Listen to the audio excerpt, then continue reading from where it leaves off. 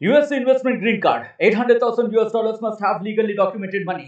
Exit period after 3 years. Shuda LP 6302946180. Chandragiri నియోజకవర్గంలో పింఛన్ల పంపిణీ కార్యక్రమాన్ని ఎమ్మెల్యే ఇంటింటికి వెళ్ళి ప్రారంభించారు. ఈ సందర్భంగా తుమ్మలగుంటలో ఈ పింఛన్ల పంపిణీ కార్యక్రమం జరుగుతూ ఉంది. మనతో పాటు ఎమ్మెల్యే గారు ఉన్నారు. వారిని అడిగి తెలుసు. సార్, ఇవాళ పింఛన్ల పంపిణీ కార్యక్రమాన్ని ఇంటింటికి వెళ్ళి పంపించడాన్ని ఎలా పంపిణీ చేయడాన్ని ఎలా భావిస్తున్నారు?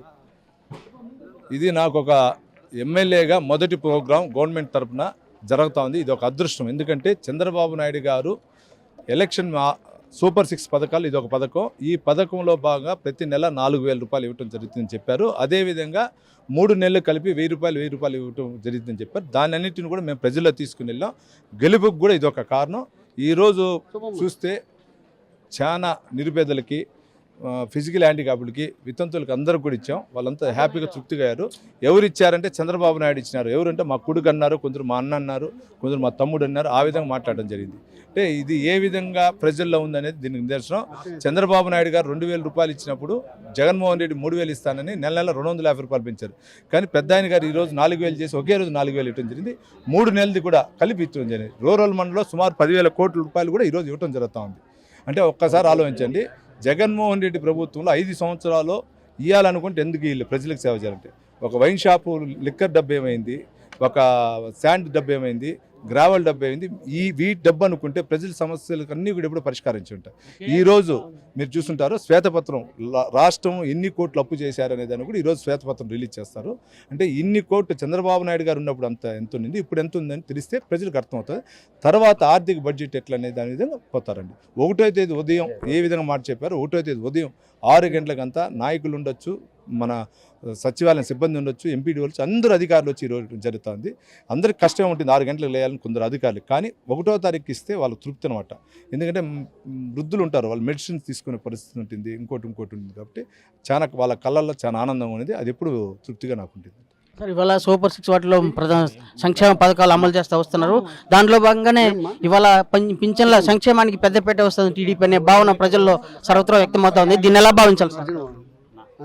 ఇది గతంలో జరిగింది తెలియదు, కానీ ఇంకా ఏది ఉన్నా పక్కా ప్రణాళికంగా చంద్రబాబు నాయుడు గారు చేస్తారు. మేము ఎమ్మెల్యేగా చంద్ర నియోజకవర్గంలో అభివృద్ధి ధ్యేయంగా ఇటువంటి సూపర్ 6 పథకాలు ఏదున్నా కూడా అందరికి వర్తించే విధంగా నేను చేస్తాను. అలాగే రాష్ట్ర వ్యాప్తంగా జరుగుతున్నటువంటి ఈ సంక్షేమ పథకాలన్నింటినీ కూడా అమలు చేస్తూ ప్రజల సంక్షేమ ధ్యేయంగా కృషి చేస్తామని చెప్పేసి నాని పేర్కొంటున్నారు. వీడియో జర్నలిస్ట్ మణితో Ravi, RTV Tirupati.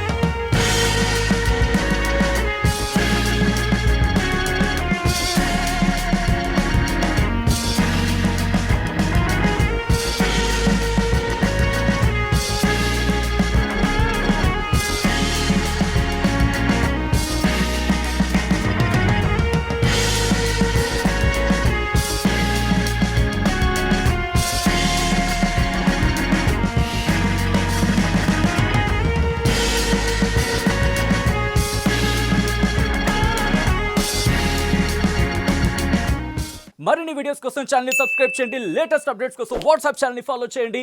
And link description లో ఉంది.